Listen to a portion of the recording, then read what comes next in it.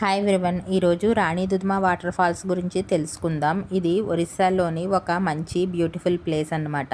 కోరాపుట్ డిస్ట్రిక్ట్లో ఉంది. నందాపూర్ అనే గ్రామం దగ్గరలో ఉంది. ఇది నందాపూర్ హిల్స్ మధ్యలో ఉంటుంది. వే అంతా ఈ విధంగా ట్రెక్కింగ్ చేయడానికి పాత్ అనేది ఏర్పాటు చేశారు. చిన్న చిన్నగా పార్క్స్ అవి కూడా ఉంటాయి.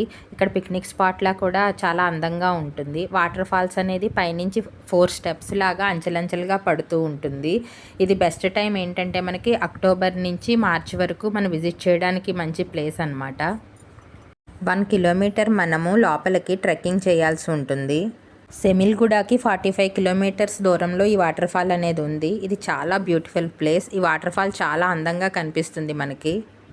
నేచర్ని ఎంజాయ్ చేసేవాళ్ళు ఇక్కడ చాలా బాగా ఎంజాయ్ చేస్తారు. కాకపోతే మనం ఏంటంటే కొంచెం జాగ్రత్తగా నెమ్మదిగా వెళ్ళాల్సి ఉంటుంది. ఎంట్రీ ఫీ ఈచ్ పర్సన్కి 20 రూపీస్ ఉంటుంది. అదేవిధంగా పార్కింగ్కి కూడా ఫీజు అనేది కలెక్ట్ చేస్తారు. బయట పార్కింగ్కి కూడా మనకి ప్లేస్ ఉంటుంది. ఇది ఇక్కడ ఉండే పార్క్ అన్నమాట, చిల్డ్రన్ ఏరియా. రాణి దుద్మా వాటర్ ఫాల్స్ అనేవి ఒరిస్సాలోని చాలా ఫేమస్ వాటర్ ఫాల్స్.